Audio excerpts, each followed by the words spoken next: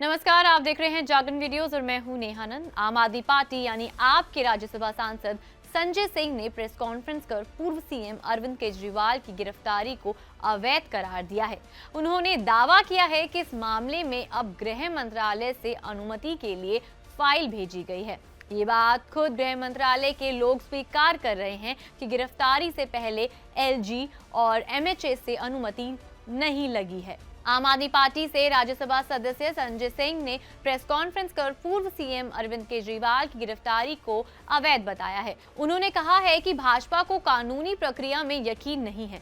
उन्होंने ये भी कहा है कि अब जो बात सामने आई है कि अरविंद केजरीवाल को अवैध रूप से गिरफ्तार किया गया था, उन्हें 6 महीने तक अवैध रूप से जेल में रखा गया था, उनके 6 महीने कौन वापस करने वाला है?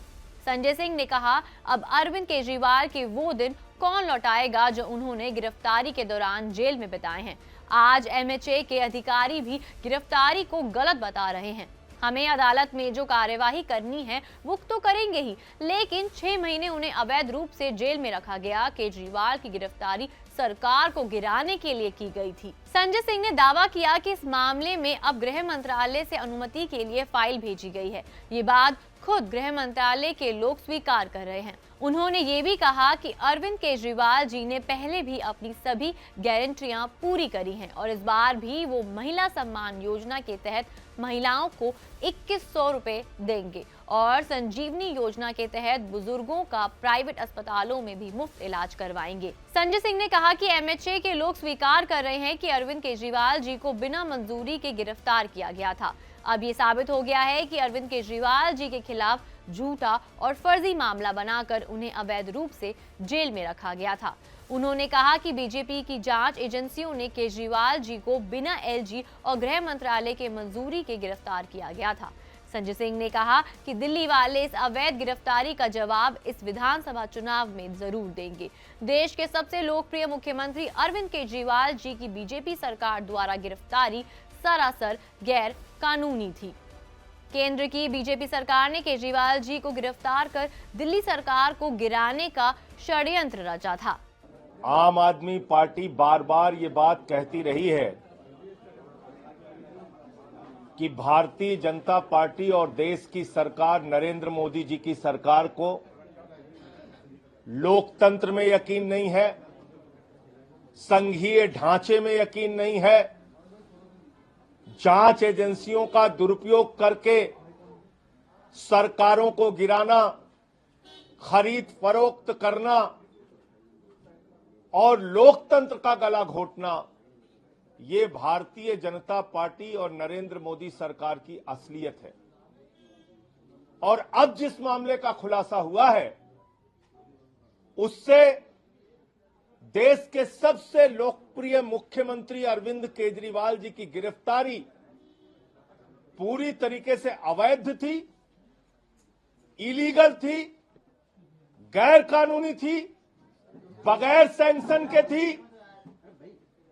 आप एक निर्वाचित मुख्यमंत्री को, प्रचंड बहुमत से निर्वाचित मुख्यमंत्री को, देश के सबसे लोकप्रिय मुख्यमंत्री को बगैर सैंक्शन के गिरफ्तार कर देते हैं और अब एमएचए का सैंक्शन मिल रहा है।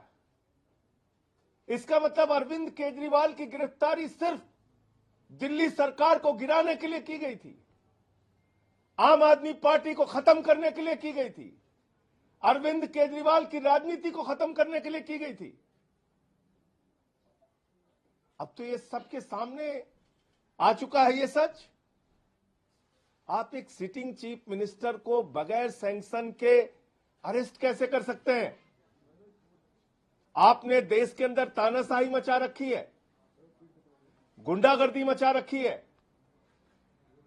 कहीं भी किसी को पकड़ के आप अरेस्ट करके जेल में डाल देंगे। अरविंद केजरीवाल की जिंदगी के वो 6 महीने कौन वापस करेगा?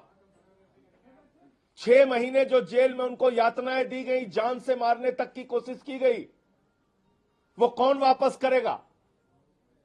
एक अवैध गिरफ्तारी, इलीगल गिरफ्तारी, बगैर सैंक्शन की गिरफ्तारी, ये क्या है?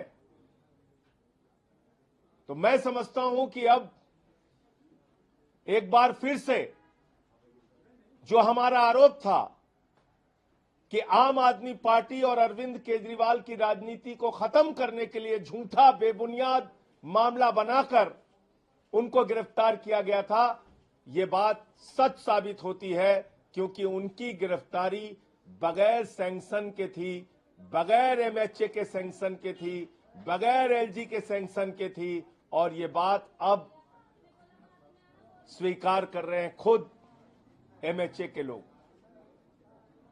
मैं समझता हूं कि दिल्ली की जनता और देश की जनता ये सब कुछ देख रही है। दिल्ली के चुनाव में भी इसका जवाब दिल्ली के लोग देंगे और आने वाले दिनों में भी इसका खामियाजा भारतीय जनता पार्टी को और नरेंद्र मोदी जी को भुगतना पड़ेगा। आप लोकतांत्रिक ढंग से चुनी हुई सरकारों को ऐसे बर्बाद और खत्म नहीं कर सकते।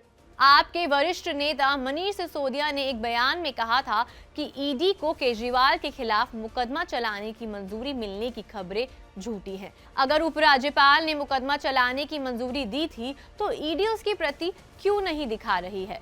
मुख्यमंत्री आतिशी ने दावा किया कि उपराज्यपाल की ओर से मुकदमा चलाने की मंजूरी देने की खबरें केवल लोगों को गुमराह करने और वास्तविक मुद्दों से ध्यान भटकाने के लिए फैलाई जा रही हैं।